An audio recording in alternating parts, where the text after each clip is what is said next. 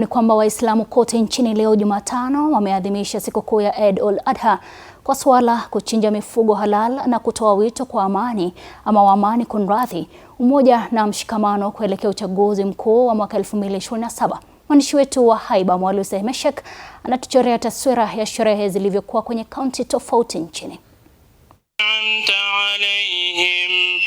Sherehe za Eid al-Adha zimeadhimishwa kote nchini, huku viongozi wa dini wakihimiza wanasiasa kuepuka siasa za uchochezi na badala yake kuhubiri amani, wakati huu taifa linapojiandaa kwa uchaguzi wa mwaka 2027.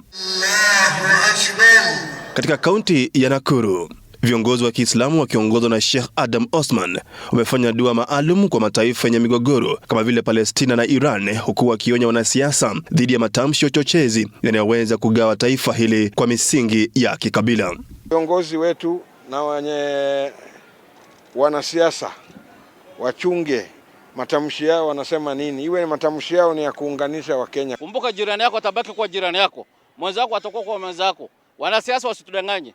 Hawa ni watu ambao wanafanyanga wanatumanisha maneno huko na waneno wanakula pamoja.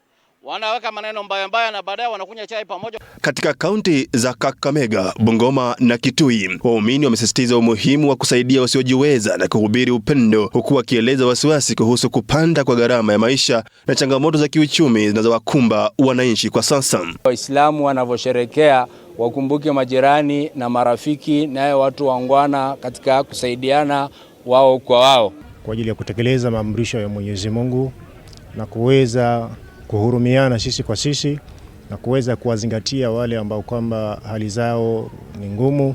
Yale mambo ya nyuma tuachane nayo, habari ya vita vya nyuma, habari ya sijui nani anafaa nani hafai katika serikali, hiyo haina maana. Katika kaunti ya Kilifi, viongozi wa Kiislamu mjini Malindi wanataka hatua kali zichukuliwe dhidi ya viongozi wanaochochea vijana kuzua vurugu za kisiasa, wakisisitiza kuwa amani ni msingi wa maendeleo ya taifa. Tunatoa wito kwa wanasiasa popote walipo, wasikie wito wetu na wajue kwamba sisi tuwasikitika na vile vile tunaona aibu kuomba viongozi hawa wakisimama wakurushiana maneno. Sherehe hizi pia zimeadhimishwa kwenye kaunti za Homa Bay na Meru. Na tunaomba watu wa IEBC, mtu yoyote ambaye atakaye toa chuki kwa wananchi, tunaomba wawe disqualified. Tumeunite msikiti zote za Meru Town, Meru area. Tumehudhuria ibada na swala ya Eid ya leo. Tunashukuru Mwenyezi Mungu.